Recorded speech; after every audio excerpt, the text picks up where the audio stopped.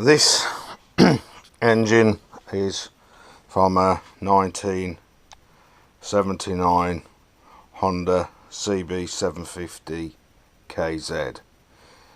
It was originally stripped due to compressions being low on 1, 2 and 3 cylinders. The reason for this was the valves were burnt out. Well, not exactly burnt out, pitted, especially on the exhaust side.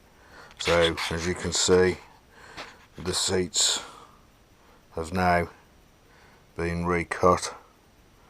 The valves have been lapped in. I'll show you some of that process later. And we're now ready to install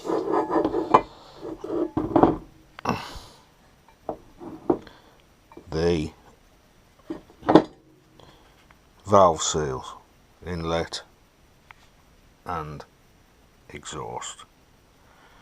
And for this I shall be using not the genuine Honda but these aftermarket, which are Veton seals, which I got from a company called Suzuki Performance.